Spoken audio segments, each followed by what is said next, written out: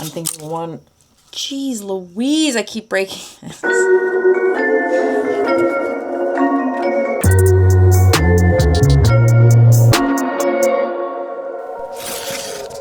Okay. Hello, hello, hello. Today's episode is Uncanny. Today is basically the first episode where I kind of cheated on the whole Junktober thing a little bit. I made up the rules, so if anyone can cheat, the rule that I broke, which actually wasn't really ever a rule. In fact, I think I set out knowing that this was an inevitability, which is that I filmed a few things out of order.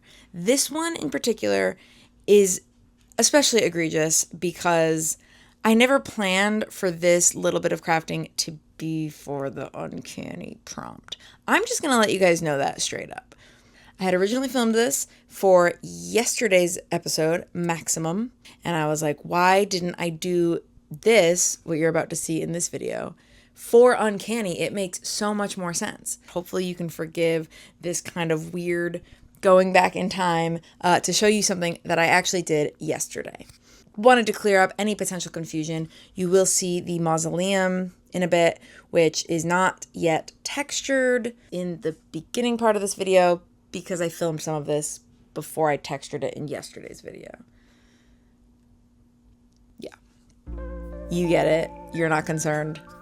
Here we go. When I think of uncanny, I think of a face. Animations that are like a little, like super close to human faces, but aren't, and therefore they end up looking a little creepy. There's just something uncanny about it. I think that, that is the definition of uncanny. When I made the prompt list, I was like, that's just a cool, creepy word. Didn't think much more of it. Then I realized I had to make something for it. I also had the idea to carve some cool, maybe like gargoyle type details or some sort of like a relief carving to detail up the mausoleum. I'm thinking I'm gonna carve that right here to fill that spot, some sort of like relief sculpture of a face, potentially.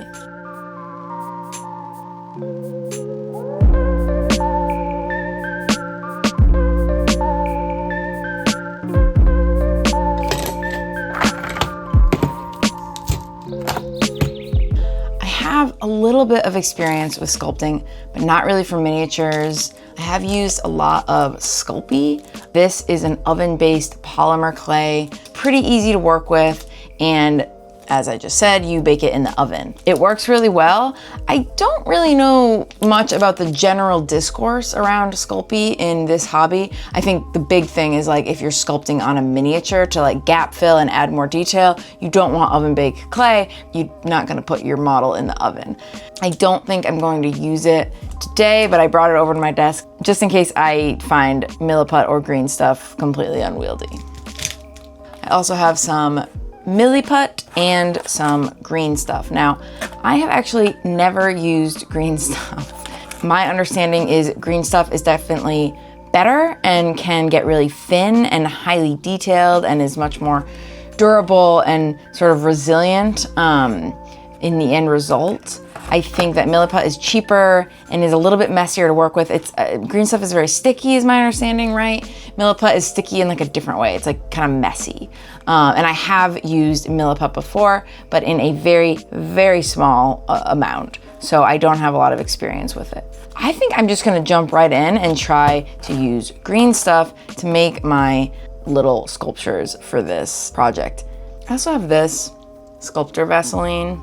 I am nearly certain this has like a hobby tax.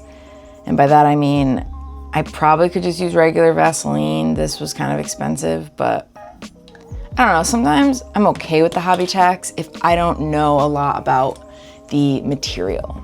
I don't like the hobby tax in general, but when I know nothing about something, sometimes I am willing to buy, within reason, something that is maybe a little bit more expensive, just to sort of know with confidence that I have the correct stuff.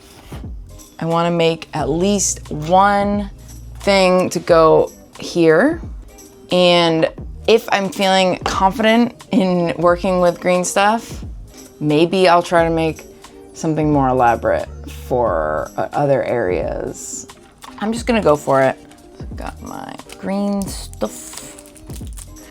I certainly could use Sculpey for something like this, by the way. Like I mentioned why I could see other people not using it, because you don't want to put your minis in the oven. But for what I'm doing, I'm sculpting it on its own, and then I'm gonna let it dry, and then I think glue it on. I think that's what I'll do. For that, I definitely could just use Sculpey, but I wanted to try green stuff and maybe try it on a piece that has low stakes, because A, it's not an expensive mini that I bought.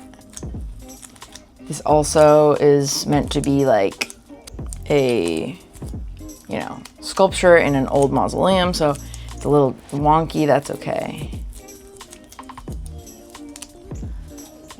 All right, I think it needs to be even smaller. I'm gonna make like a goofy kind of face. By goofy, I mean, I do want it to be spooky, but it's gonna be kind of janky. It's gonna be goofy on purpose and like more like beyond my control. I'd say about equal. Ooh, that's not doing what I want it to do. Okay, I just did a bad move there with the silicone sculpting tool. But it is fun to work with. I try to add a little bit for a nose. This is so silly looking. It looks like Squidward. Okay, this is looking more like a pig. I kind of wanted it to look like a skeleton nose. And then some kind of like creepy mouth. He is creepy. I'm gonna try to add some eyeballs. Oh, what have I done? This is so funny and ridiculous looking. Okay, what should I name him? Top comment will win. I don't know why I'm squaring him up, but it just seems funnier to me. It's giving like Legends of the Hidden Temple. I reckon I could do a gargoyle. No, I couldn't. I couldn't do it. I started off on the acrylic, and it kind of ended up looking like this.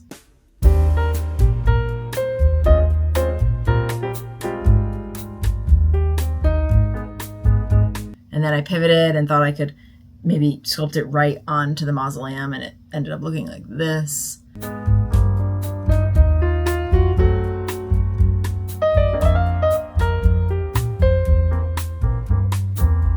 And then I decided that I need to practice. I did end up making some creepy little skull things, and I don't know if I'm gonna use this, but this thing.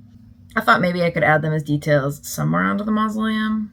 In any case, I gave it a shot, you know? I gave it a shot. So now it's time to let these cure. So I'm gonna glue it right here. This is so stupid. I don't know if this looks like something that would be on a mausoleum, but I've fallen more and more in love with this little guy. This one doesn't really have a place, but I'm thinking I could put the other skulls on one on each side here. I do not usually worry about what people think, but I do worry that people are gonna look at this one and be like, nah, that ain't it. I don't know, with the three of them.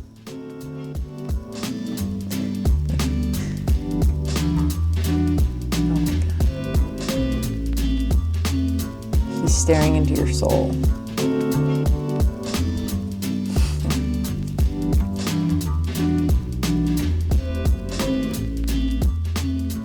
Hi, me from the future. I did end up updating the mausoleum just a touch. As you can see, it is now primed in black and I like it so much better. But what I added is a few more spikes across the top to really match what I did with the fencing, and I'm happy with it. Still not sure if this guy really matches the storytelling or helps this read as a mausoleum or does literally anything other than make me laugh, but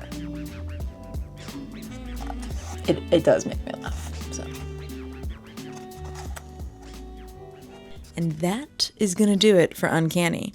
I think this was a good one. I think that as much as I kind of give myself crap for not being familiar with green stuff and not being like a pro at it, I had a lot of fun with this. I like sculpting. I'd love to do it some more.